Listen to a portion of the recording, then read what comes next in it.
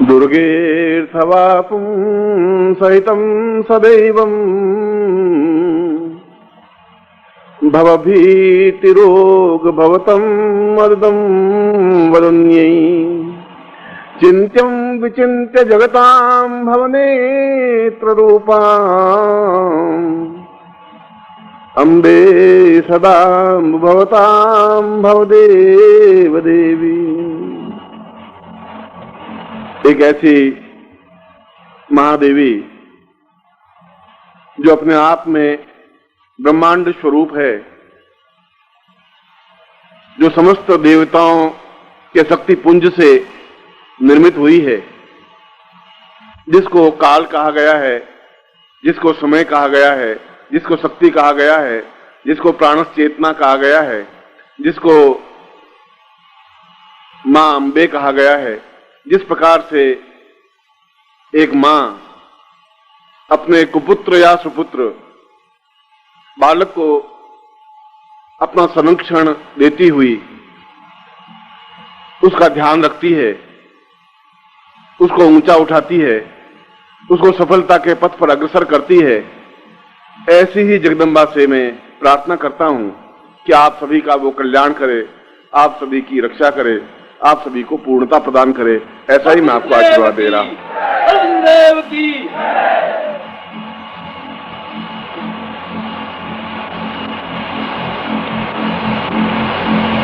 पूरे भारतवर्ष में और भारतवर्ष के बाहर भी कई बार शिष्यों के शिविर हुए, सन्यासी शिष्यों के भी और गृहस्थ शिष्यों के भी, और उन सभी शिविरों में एक गुरु रूप में मुझे जाने का अवसर भी मिला। उनको मिला भी, जो शिष्य परिचित थे, जो अपरिचित थे, जो नवागत थे, जो कई वर्षों से थे, और उन सभी शिष्यों के मिलने के बावजूद भी इस पूरे जीवन में जब भी मैं कुछ ऐसे शिष्यों को देखता हूं जिनके हृदय में एक असीम प्रवाह होता है, जिसके हृदय में एक प्राणस चेतना होती है, जिसके हृदय की झंकार मेरे साथ जुड़ी होती है, तो जीवन का एक भाग आनंदमय हो जाता है। और इस भिलाई नगरी में आपके बीच आने पर मैं ऐसा ही अनुभव कर रहा हूं कि जैसे मेरे ही पुत्र हों, मेरे ही शिष्य हों, मेरी ही आंख, नाक, कान, हाथ, पैर सब मेरे सामने एक पूर्ण पुरुष बनकर के बैठे हों, ऐसा ही अनुभव कर रहा हूं।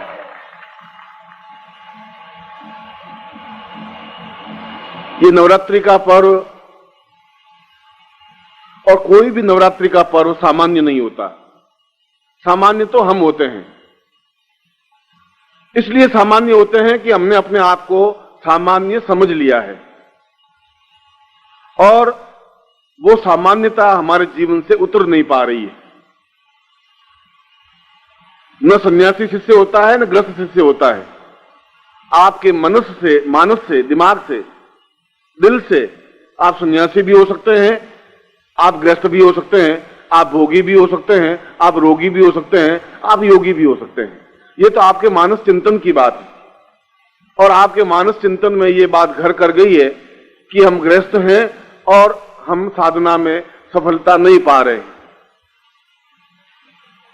यदि आपके साथ एक समर्थ गुरु हो, आपके बीच में 10-15 वर्षों से, 50 वर्षों से हर बार जुड़ रहा, और उसके बाद भी आप सामान्य बने रह सकें, तो ये तो आपके मनस की कल्पना है, मानव की, और आपके दिमाग की न्यूनता है, कमजोरी है।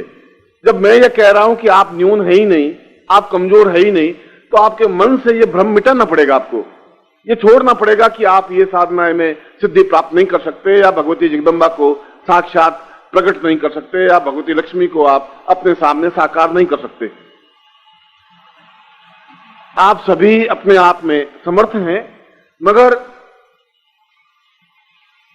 आपके मन पर, क्योंकि आपका सारा जीवन मन के संवेगों के साथ प्रवाहित है, और मन के संवेग कहलाते हैं काम, क्रोध, लोभ, मोह, अहंकार, अटैचमेंट, प्यार, घृणा, तिरस्कार, घमंड, जो कुछ भी, ये सारे 32 संवेग हैं।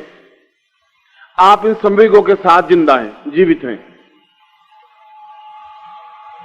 और इन संवेगों की वजह से आपके मन पर बराबर धूल जमती रहती है, एक रेत जमती रहती है। एक मुंह देखने के शीशे को भी हम कुछ दिन नहीं पहुंचे तो उसके ऊपर भी रेत जम जाएगी, धूल जम जाएगी, यद्यपि आपने धूल फेंकी नहीं है। चारों तरफ का वातावरण ही ऐसा है। अगर आप अपने वॉश बेसिन के ऊपर शीशा लगा हुआ है और यदि आप 5-7 दिन उसको नहीं पहुंचे तो 8वें दिन आप चेहरे को साफ नहीं देख पाएंगे। आपने धूल नहीं फेंकी, आपने पानी के छींटे भी नहीं मारे, मगर जो चारों तरफ का वातावरण है, जो धूल के कण हैं, वे उस शीशे पर चिपक जाते हैं और उसकी वजह से आप अपने चेहरे को साफ नहीं देख पाते। आपके मन पर भी ये चारों तरफ का वातावरण ऐसी धूल बराबर फेंक रहा है। मैं हर बार आपकी धूल पहुंचता जाता हूं, आप हर बार उसके ऊपर धूल जमाते जाते हैं। मैं अपनी तरफ से प्रयत्न करता हूं कि आप अपने उस दर्पण को स्वच्छ करें, अपना चेहरा देख सकें, और देख सकेंगे तो आपको एहसास हो पाएगा कि आप एक साधक हैं, देख पाएंगे कि आप एक समर्थ गुरु के शिष्य हैं, देख पाएंगे कि आप साधनाओं में सिद्धि और सफलता पा सकते हैं। बस धुंधले शीशे से, धुंधले मन से, धुंधली आत्मा से नहीं देख पाएंगे। और इस रेत भरे हुए मन के दर्पण को स्वच्छ करने की जो क्रिया है, उस क्रिया को दीक्षा कहा जाता है। दीक्षा का मतलब यह नहीं कि आप मेरे शिष्य बन रहे, शिष्य तो है ही नहीं, शिष्य होते तो यहां बैठते ही क्यों। दीक्षा का तात्पर्य यह भी नहीं है कि मैं आपको कोई पकड़ करके ऊपर आकाश में ले जाऊं। दीक्षा का तात्पर्य यह है कि आप मेरे से उस प्रकार से जुड़ सकें जिस प्रकार से एक प्राण से, आत्मा एक आत्मा से, जीवन एक जीवन से, चिंतन एक चिंतन से, विचार एक विचार से जुड़ सके। और ऐसे जुड़ने की क्रिया की वजह से जो मेरे मन का स्वच्छ दर्पण है, वो प्रतिबिंब डाल करके आपके मन के उस दर्पण को भी पूर्णतः स्वच्छ बना देगा। तब उस पर न तो घृणा होगी, न तिरस्कार होगा, न अपमान होगा, न न्यूनता होगी, न मन में अभाव होगा, न मन की यह भावना होगी कि मैं कुछ कर नहीं सकता। और इसीलिए हमारे ऋषियों ने, योगियों ने, हमारे पूर्वजों ने वेदों और उपनिषदों में बार बार ये कहा है कि सतम विभूतय पूर्णम त्वम देवोत्थान पूर्वतः। बार बार दीक्षा लेनी ही चाहिए, बार बार शीशे को साफ करना ही चाहिए। ये जरूरी नहीं कि एक बार खरीद के लाए शीशे को और पहुंच करके रख दिया तो अब जीवन भर वह शीशा साफ रहेगा ही। बार बार, और जब हर बार उस शीशे को पहुंचा जाएगा, क्योंकि आपको वह क्रिया मालूम नहीं है कि हम अपने अंदर उस शीशे तक, दर्पण तक कैसे पहुंच सकें। आपको तो अपने शरीर का ज्ञान है ही नहीं, बाहर की चीजों का ज्ञान है कि बांस है और ये खपच्चियां हैं और ये बरसात हो रही है और ये टेंट है या जो कुछ भी है। आंतरिक रूप से जाने की आपको क्रिया का अनुभव नहीं हुआ। और आंतरिक रूप से जाने की क्रिया को जब दीक्षा कहा जाता है, तब उसके अंदर एक चित्त में जो जड़ता है, जो सड़ांध है, जो न्यूनता है, जो रुक गया है, उस जगह पर ठोकर मारने से अपने आप वो जीवन का प्रवाह सरल बन जाता है, सहज बन जाता है। फिर आपको प्रयत्न नहीं करना पड़ता, आप प्रयत्न कर भी नहीं सकते। यदि आप प्रयत्न करते ही तो फिर दीक्षा शब्द बनता ही नहीं। फिर ये योगी सन्यासी, हमारे पूर्वज वशिष्ठ विश्वामित्र ये नहीं कहते कि बार बार दीक्षा लेनी चाहिए। फिर श्लोक की रचना होती ही नहीं, फिर केवल सामान्य दीक्षा से ही काम चल जाता है। उस दीक्षा का तात्पर्य यही है कि हम अपने आप में पूर्णत्व प्राप्त कर सकें, जो हम नहीं कर सकें, जो आप नहीं कर सकें। या तो आप अपने प्रयत्नों से करें, और यदि आप प्रयत्न नहीं कर सकें या आपको रास्ता ज्ञात नहीं हो, तो फिर गुरु के माध्यम से उस स्थिति को प्राप्त कर सकें जिस स्थिति के माध्यम से हम अपने जीवन के अंदर स्थित ब्रह्मांड को देख सकें। जब अर्जुन ने कहा कि मैं तो आपको समझ नहीं पा रहा हूं, आप कह रहे हैं कि आप 11वें अध्याय में कहा है कि 10वें अध्याय में कहा है कि आप अपने आप को कह रहे हैं आप बहुत महान हैं, और पेड़ों में आप कह रहे हैं कि मैं पीपल हूं, और ये आप कह रहे हैं कि मैं ब्रह्मांड हूं, मैं नदियों में गंगा हूं, मैं सागरों में समुद्र हूं। मुझे तो ऐसा कुछ लग नहीं रहा है। मुझे तो लग रहा है कि आप सारथी हैं, घोड़ों की लगाम पकड़ी हुई है और कुरुक्षेत्र में खड़े हैं। आप में मुझ में अंतर क्या है? मैं कैसे मानूंगा कि आप है? मैं देख ही नहीं पा रहा हूं, मैं समझ नहीं पा रहा हूं, आपको सब सुन रहा हूं, और मैं चुप इसलिए हूं कि आप मुझसे बड़े हैं और बड़ों के सामने बोलना नहीं चाहिए। और जो जिस जगह मैं आपको लाके खड़ा हूं उसी जगह अर्जुन भी खड़ा था। जो बात आपके मन में उठ रही है वही अर्जुन के मन में भी उठी थी। जो प्रश्न मैंने समझाया था वही कृष्ण ने भी समझाया था। और जब देखा कि अर्जुन समझ नहीं पाएगा क्योंकि इसके मन के उस दर्पण पर बहुत विकार हैं, ये कह रहा है ये भीष्म मेरे दादा हैं, ये मेरे पिता हैं, ये मेरे चाचा हैं, ये मेरे ताऊ हैं, ये सब यहां बैठे हैं, मैं इनको कैसे मार सकता हूं? मैं युद्ध में ये सब कैसे कर सकता हूं? तब कृष्ण स्वयं खड़े हुए और उत्तिष्ठतम जागृतत्वम पूर्ण छेदमेव च, खड़े हुए कृष्ण खड़े होकर के अर्जुन को पकड़ा, बालों से, बाल से पकड़ के ठोकर लगाई, और ठोकर लगाते ही उसके अंदर एक ब्रह्मांड चेतना पैदा हुई, एक देखने की ज्योति पैदा हुई, अंदर का सारा रास्ता खुला, स्पष्ट हुआ, और उसने देखा कि वही कृष्ण अपने आप में पूर्ण ब्रह्मांड स्वरूप है। सारा ब्रह्मांड उनके चारों तरफ घूम रहा है, और कृष्ण तो वही दो हाथ, क्योंकि बाकी तो सामने और दुर्योधन भी खड़े थे, दुशासन भी खड़े थे, और भी कृपाचार्य खड़े थे, और भी कई सैनिक, सैकड़ों योद्धा खड़े थे, उनको तो वही दो हाथ वाले कृष्ण दिखाई दे रहे थे। अर्जुन को दिखाई दे रहा था कि महाभारत युद्ध तो इनके अंदर चल रहा है, ये सब मर रहे हैं, भीष्म भी खत्म हो रहे हैं, और दुर्योधन भी खत्म हो रहे हैं, दुशासन भी खत्म हो रहे हैं, और मैं तो एक निमित्त मात्र हूं उनको मारने का और इस युद्ध को विजय प्राप्त करने का। ये सब कुछ काल चक्र तो चल ही रहा है। और वह उस गांडी को फेंक करके पूर्ण रूप से समर्पित होता हुआ कहा कि आज मैं समझ पाया हूं कि आप मेरे साथ ही नहीं है। आज मैं समझ पाया हूं कि आप वह सब कुछ हैं जो अपने आप में अद्वितीय हैं, पूर्ण हैं। आज मैं एहसास कर रहा हूं, महसूस कर रहा हूं कि मेरा इतना पूरा जीवन अपने आप में योद्धा रूप में व्यतीत हुआ। मैं गांडीवधारी कहनाया, सारे लोग मुझसे थर्राते थे, डरते थे कि मेरे बाण कमजोर नहीं जाते, मगर आज मैं समझ रहा हूं कि मैं अपूर्ण था, अज्ञानी था। पहली बार आपने ठोकर मारी, पहली बार आपने एहसास करवाया कि अंदर के ज्ञान चक्षु कैसे जागृत हो सकते हैं, किस प्रकार से मैं आपके ब्रह्मांड को देख सकता हूं, और आपके ब्रह्मांड को ही नहीं देख रहा हूं, मेरे अंदर जो घटित होने वाला ब्रह्मांड है मैं उसको भी अनुभव कर रहा हूं।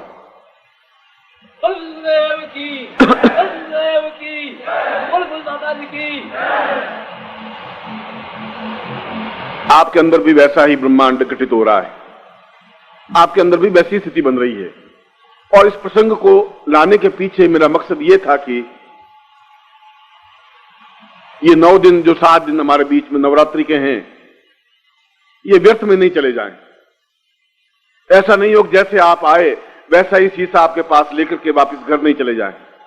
फिर वही पत्नी है, फिर वही पुत्र है, वही घर है, फिर बाहर है, फिर वही नौकरी है, फिर वही ऑफिसर है। जैसे आप आए वैसे के वैसे आप चले गए तो न जीवन में आपको पूर्णता प्राप्त हो पाएगी, न मैं आपको दे पाऊंगा। जरूरत तो यह है कि आपके बालों को पकड़ूं, और जरूरत यह है कि ये जो संसार का महायुद्ध आपके सामने महाभारत चल रहा है, जिसमें आप लड़ रहे हैं अकारण, कुछ पता नहीं पड़ा किसको तीर मार रहे हैं, कभी पत्नी पे गालियां दे रहे हैं, कभी अफसर को गालियां दे रहे हैं, कभी अपने आप को झल्ला रहे हैं, कभी बर्तन पटक रहे हैं, कभी बाल नोच रहे हैं और चले जा रहे हैं। और फिर भी आपको विश्वास नहीं है कि महाभारत का युद्ध आप जीत पाएंगे। पता ही नहीं, क्योंकि आपके सारथी के रूप में कृष्ण बैठा हुआ भी है तो आप पहचान नहीं पा रहे हैं।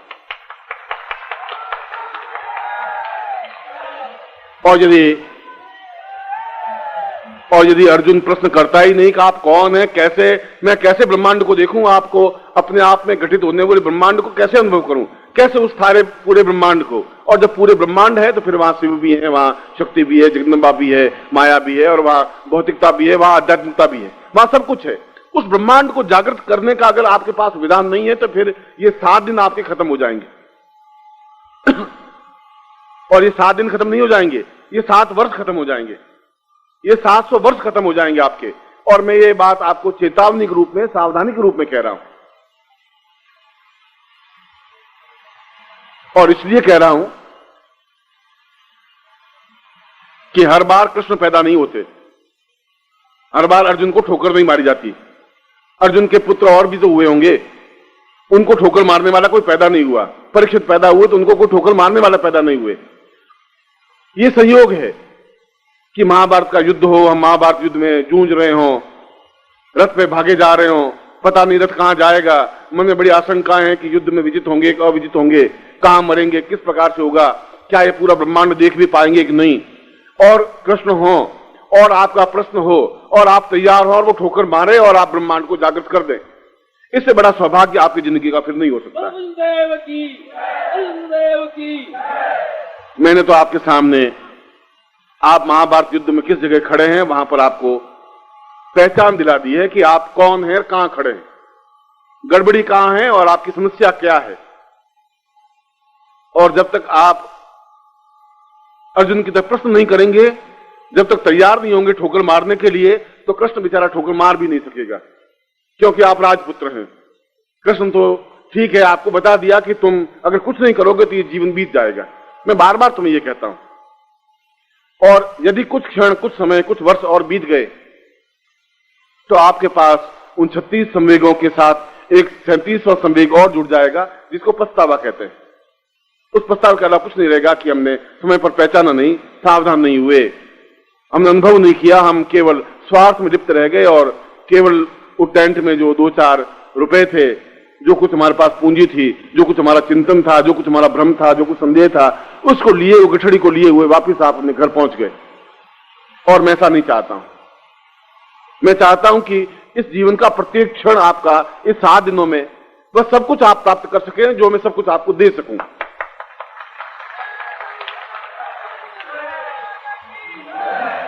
और देने और लेने की क्रिया के बीच में आवश्यकता है कि आप पात्र बने, लेने की क्रिया हो, खाली हो, मैं आपको दे सकूं।